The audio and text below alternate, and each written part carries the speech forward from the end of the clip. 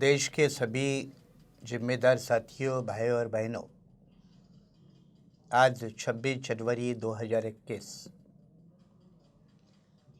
भारत के प्रजातंत्र को, रिपब्लिक डे को 71 ईयर्स 71 साल पूरे हो गए। मतलब भारत का रिपब्लिक 71 साल का हो गया। 20वीं सदी में आज़ाद हुए देश के ज़िंदगी में 71 साल कोई ज़्यादा लंबा समय नहीं है। जब हम कहीं यूरोपियन देशों के इतिहास को उठाकर देखते हैं और जब उनका संविधान बनने के बाद उन देश की गतिविधियों को, उन देश के जीवनमान को देखते हैं, तो संविधान और उस देश की व्यवस्था, उसका यथोचित मूल्यांकन हम करते हैं। भारत का रिपब्लिक सिर्फ 71 साल का हुआ है और इसलिए मैंने कहा कि 71 साल ये कोई बड़ा लंबा समय नहीं है। मैं मानता हूँ कि जब 100 साल पूरे होंगे तो सही समय होगा कि उस गणतंत्र का, उस प्रजातंत्र का यथोचित मूल्यांकन हो। लेकिन हर साल 26 जनवरी ये रिपब्लिक डे इसके रूप में देश में धूमधाम से मनाया जाता है। दिल्ली के राजपथ पर भव्य परेड होती है। भारत के मिलिट्री कैपेसिटी का दुनिया को एहसास कराया जाता है। लेकिन इस 26 जनवरी को हम राजपथ के परेड के साथ साथ और एक किसानों की परेड भी इस साल देखने वाले हैं, जो एक अनहोनी जैसी एक बात हमारे सामने है। और इसीलिए मैंने कहा कि 71 साल के कालखंड में जिस रिपब्लिक की स्थापना इस देश के संविधानकर्ताओं ने की, जिस मकसद के साथ की, जिस नीति मूल्यों के आधार पर की, जिस दिशा और निर्देशन के साथ की, क्या उनका पालन हो रहा है? क्या उस उचित दिशा की तरफ हम बढ़ रहे हैं?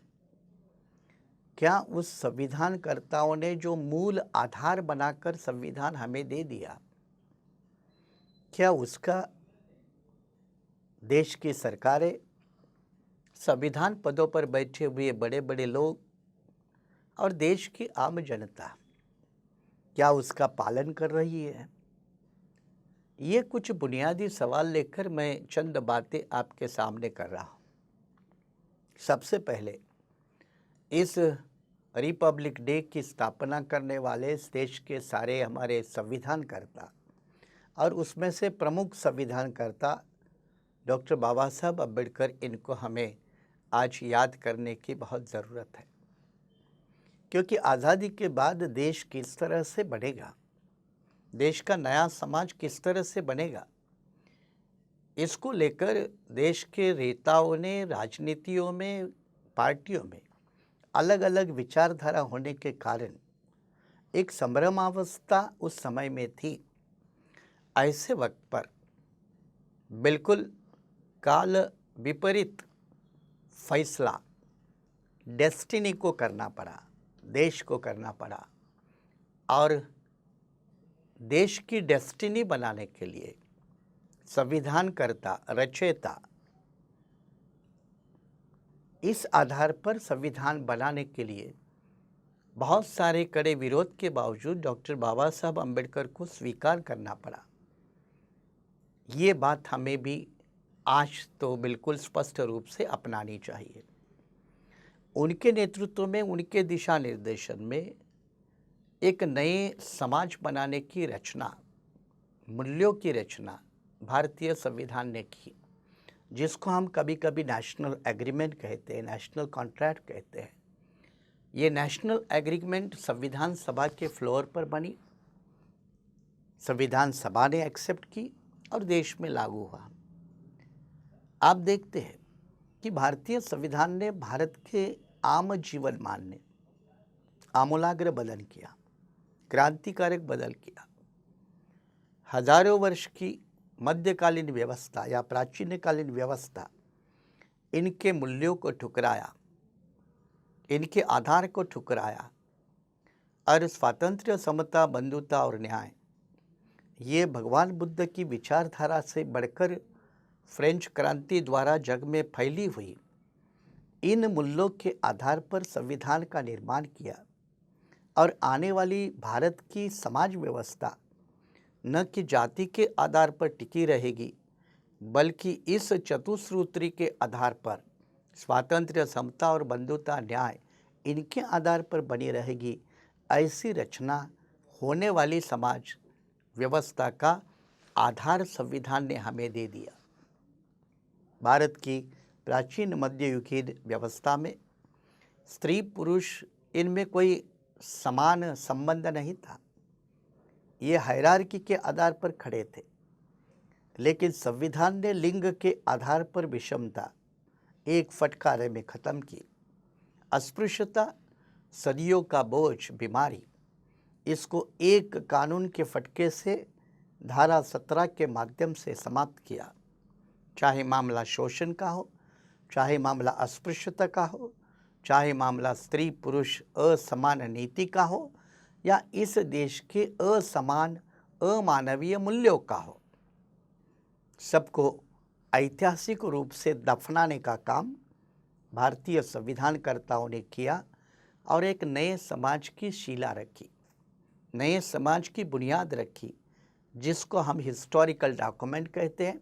और इसलिए भारतीय संविधान ये सिर्फ कोई राजनीतिक डॉक्यूमेंट नहीं है, ये पॉलिटिकल डॉक्यूमेंट नहीं है, ये एक सोशल डॉक्यूमेंट है, ये एक सामाजिक दस्तावेज़ है, क्योंकि ये सामाजिक दस्तावेज़ भारत के नए समाज की पुनर्रचना करता है, रिकंस्ट्रक्शन करता है। और इसलिए भारत का संविधान, जिसका निर्माण श्रेय डॉक्टर बाबा साहब अम्बेडकर जी को है, ये थर्ड वर्ल्ड कंट्रीज़ के लिए एक मॉडर्न, एक आइडियल संविधान के रूप में माना जाता है। और इसके लिए इसकी प्रशंसा चाहे दुनिया के कॉन्स्टिट्यूशनल एक्सपर्ट हो, चाहे नेल्सन मंडेला जैसे नए विचार सरणी के लोग हो, या कई और अन्य लोगों ने संविधान की जो संभावना की है, एक्सेप्टेबिलिटी की है, उसका गहरा श्रेय संविधानकर्ताओं को है। लेकिन 71 साल पूरे हो गए। मैंने वही कहा कि 71 साल में क्या हमारी संवैधानिक जर्नी, यात्रा क्या सही दिशा में है? और जब सही दिशा में है या नहीं है, तो मैं आपको सवाल पूछता हूँ कि संविधान तो सोशलिज्म की हामी देता है, लेकिन 1991 के लिबरलाइजेशन पॉलिसी के बाद देश की यात्रा सोशलिस्ट समाज व्यवस्था या अर्थव्यवस्था की तरफ न जाने के बजाय ये क्रोनी कैपिटलिज्म और कैपिटलिज्म की तरफ जा रही है, पूंजीपति व्यवस्था की तरफ जा रही है। ये कोई फॉल्ट संविधान का नहीं है, ये फॉल्ट देश को चलाने वाले लोगों का है। कोई कहेगा कि ग्लोबल इकोनॉमी उसके लिए जिम्मेदार है, लेकिन आंसर वो नहीं है। कई देशों ने ग्लोबल इकोनॉमी कैपिटलिज्म के आधार पर होने के बावजूद भी सोशलिज्म का रास्ता नहीं छोड़ा है। भारत सरकार भी छोड़ नहीं सकती थी, उचित बैलेंस बनाकर चल सकती थी, लेकिन आज सोशलिज्म शब्द नाम के वास्ते बचने में रहा है। उसी तरह भारतीय संविधान सेक्युलरिज्म की हामी देता है, लेकिन जब देश की सरकारें सेक्युलरिज्म की बलि लेकर कम्युनलिज्म को एक्सेप्ट करती है, तो यह सवाल उठता है कि सरकारें चाहे राज्य की हो या केंद्र की हो, अगर सेक्युलरिज्म की बलि चढ़ाकर कम्युनलिज्म को एक्सेप्ट करके वो अपने काम को, कारवा को आगे बढ़ाती है, तो क्या वो संवैधानिक सरकारें कहे जाना उचित है? ये भी सवाल उठता है। और इसलिए मैं पहला सवाल यह उठाना चाहूँगा कि संविधान कितना महान है, इसकी चर्चा तो बहुत हो चुकी है। भारत का नया निर्माण संविधानकर्ता कैसे करना चाहते हैं, इसकी भी चर्चा बहुत हो चुकी है।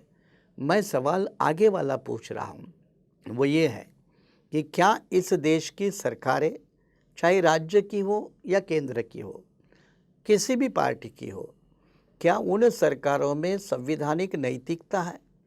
क्या उन सरकारों में कॉन्स्टिट्यूशनल मोरालिटी है जो डॉक्टर बाबा साहब अम्बेडकर ने उनके अंतिम भाषण संविधान सभा का 25 नवंबर 1949 को इस बात का जो जिक्र किया था कि हुकूमत में कोई भी आए उन्होंने कॉन्स्टिट्यूशनल मोरालिटी का पालन करना चाहिए।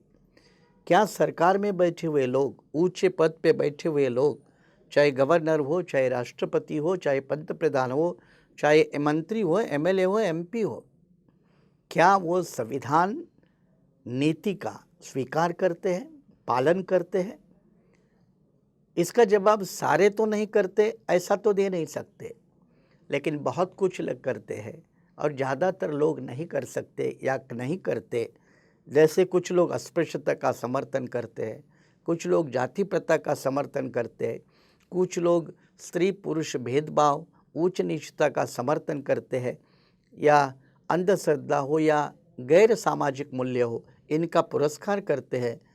तो सीधा सवाल उठता है कि उन लोगों में कॉन्स्टिट्यूशनल मोरालिटी नहीं है, संवैधानिक नैतिकता नहीं है, और इसलिए उनके कामों के ऊपर सवाल उठता है, गलत तरीके से जाता है। उसी तरह देश की जनता लगभग 135 करोड़ के ऊपर गई।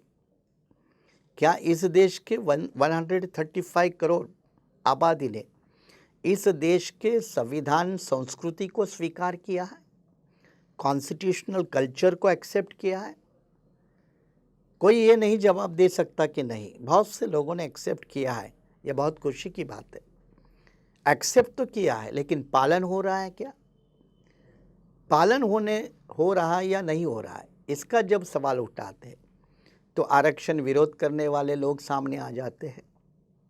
गांव में जब खाप पंचायत बैठती है तो वो लोग सामने आ जाते हैं।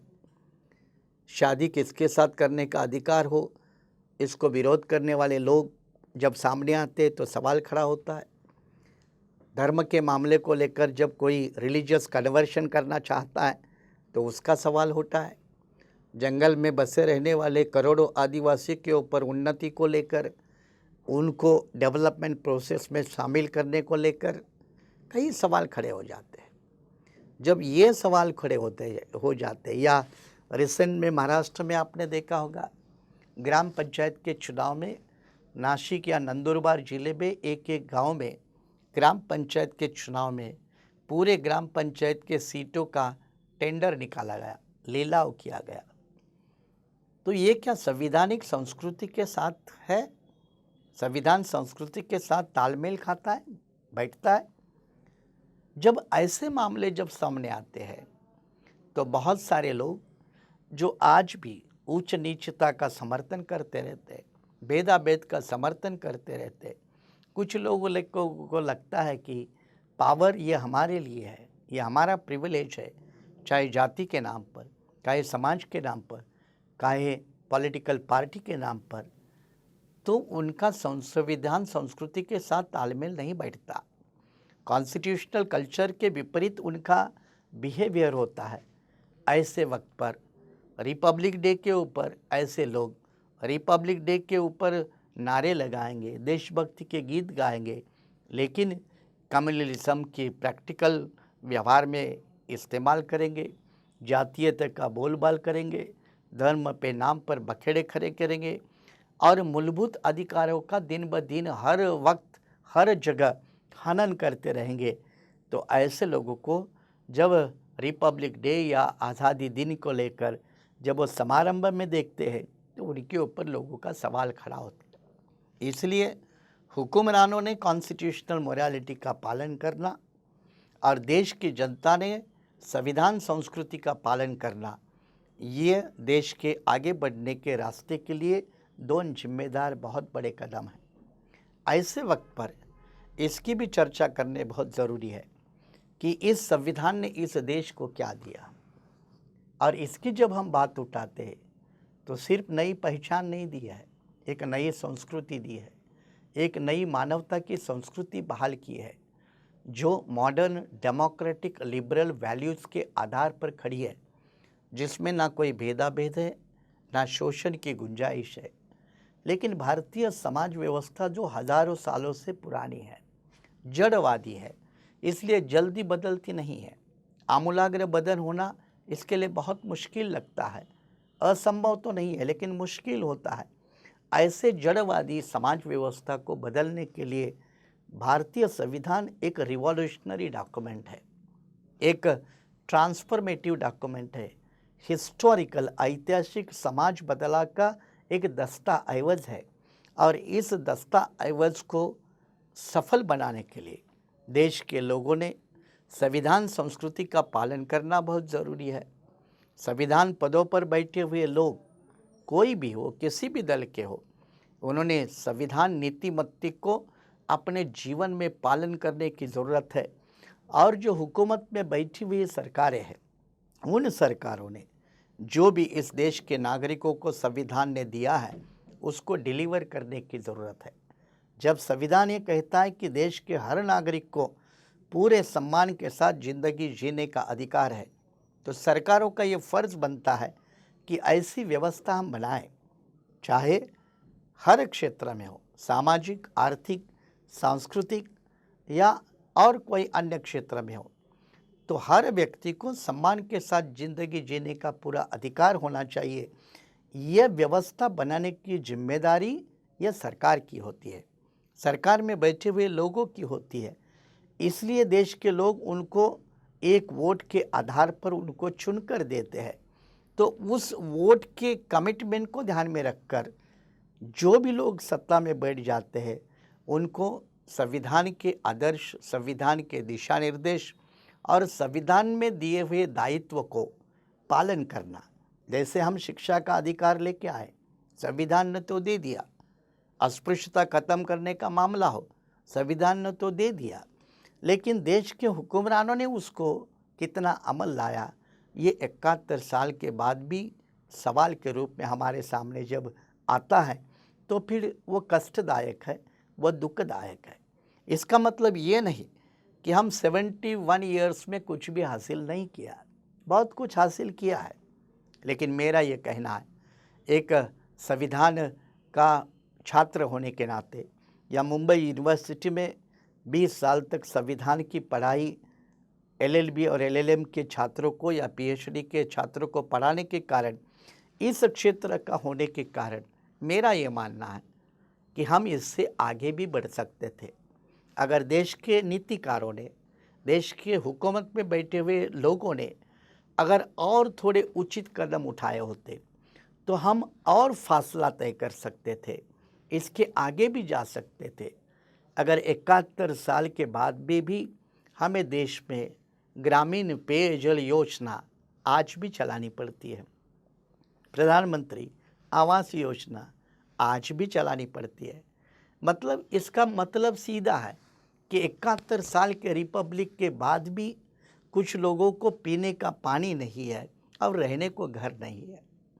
जिनको पीने के पानी की व्यवस्था नहीं है, रहने को घर की व्यवस्था नहीं है, वो लोग संविधान मूल्यों को लेकर सवाल उठाएंगे। वो पूछेंगे कि भाई, अगर हमारे देश के संविधान ने इतनी अच्छी गारंटी की है, तो हमें पीने का पानी क्यों नहीं है, रहने का घर क्यों नहीं है? और इसका जवाब संविधान नहीं देगा, इसका जवाब हुक्मरानों को देना पड़ता है, सरकारों को देना पड़ता है, सरकार में बैठे हुए लोगों को देना पड़ता है।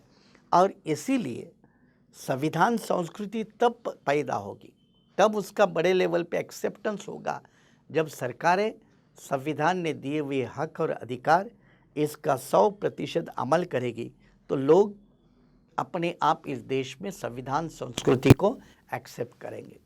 आखिरी बात मैं ये कहना चाहूँगा कि भारत का संविधान 1950 में लागू हुआ, उसके बाद कई देश आज़ाद हो गए और कई देशों में नए नए संविधान आ गए, आए भी और चले गए। कई देशों के उदाहरण हैं। नेपाल आप देख रहे कितनी बार संविधान बदल रहा है, श्रीलंका आप देख रहे, अपने बाजू वाले पड़ोसी देश है।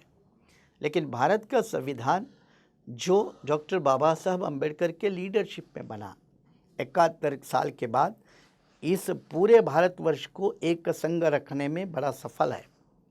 और इस बारे में एक अमेरिका के पॉलिटिकल साइंस के सिद्धहस्त प्रोफेसर कार्नेल यूनिवर्सिटी के हैं, जब अभी उनका देहांत हो चुका। क्लिंटन रॉसिटर नाम के प्राध्यापक है। उन्होंने भारतीय संविधान की महानता समझाते वक्त कहा है कि दुनिया में सारे देशों में संविधान सफल नहीं होते। संविधान सफल होने के लिए उचित पर्याप्त व्यवस्था की आवश्यकता होती है। लेकिन भारत एक ऐसा देश है कि संविधान को उचित और पर्याप्त व्यवस्था नहीं होने के बावजूद भी यह संविधान अभी भी भारत में काम करता है, भारत को बदलने का काम करता है, भारत के लोगों को उन मूल्यों के आधार पर खड़ा करने का काम करता है। और वो स्कॉलर ये कहता है कि here is the splendid exception to all our generalisations. मतलब ये बहुत एक अभूतपूर्व ऐसा अपवादात्मक स्थिति वाला देश और संविधान है। इस एक ही वाक्य से आप भारतीय संविधान की महानता को समझ सकते हैं। और इस महानता को लेकर दूसरा भी स्कॉलर ये कहता है, जिसका भी अमेरिका के बड़े ऊंचे दर्जे के स्कॉलर रहे, भारतीय संविधान के स्कॉलर है, ग्रैनविल ऑस्टिन नाम के। उनकी कई किताबें भारतीय संविधान के ऊपर है। मैंने भी अपने किताबों में उनको कई जगह कोट किया है। वो कहते हैं कि भारतीय संविधान ये सिर्फ पॉलिटिकल डॉक्यूमेंट नहीं है, यह हुक्मरानों को समझना पड़ेगा।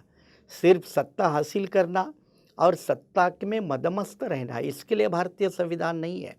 भारतीय संविधान इस देश में मूलगामी रूप से, फंडामेंटल नेचर से सोशो इकोनॉमिक ट्रांसफॉर्मेशन लाना, सामाजिक आर्थिक बदलाव लाकर हर व्यक्ति को एक समान जीवन स्तर पर लेकर खड़े करना, समान संधि की देना, समान संधि के साथ समान न्याय करना, इसकी फंडामेंटल नेचर की ड्यूटी जो संविधान ने दी है, जिसका बार बार देश के सर्वोच्च न्यायालय ने अनेक फैसलों में पुनरुच्चार किया है, उसको देश के आम जनता को बार बार समझना पड़ेगा। खास करके संवैधानिक पदों के ऊपर बैठने वाले लोगों को ढंग से समझना पड़ेगा। और सरकार में बैठे हुए लोग जो देश का कारोबार चलाते, उनको तो बड़े पैमाने पे समझना होगा। तब हमारा रिपब्लिक बहुत जल्दी आगे बढ़ सकता है और संविधान द्वारा जो सोचा हुआ समाज का निर्माण है वह बहुत जल्द हो सकता है। इसी आशा और अपेक्षा के साथ आने वाले दिनों में इस देश में संवैधानिक नीतिमत्ता, संविधान संस्कृति, इनका पालन हम सब लोग मिलकर करके भारतीय रिपब्लिक को 100 साल के पहले ही दुनिया के एक नए ऊंचीमान स्तर पद पर जगह पर हम पहुंचाएंगे। ऐसी आशा और उम्मीद करते हुए आज के रिपब्लिक डे के ऊपर आप सभी लोगों को शुभेच्छा देकर आवाज़ इंडिया टीवी के माध्यम से मैं आप सभी लोगों को रिपब्लिक डे, गणतंत्र दिन के मौके पर हार्दिक बधाइयाँ देकर अपने वाणी को विराम देता हूँ। शुक्रिया। जय भीम, जय भारत।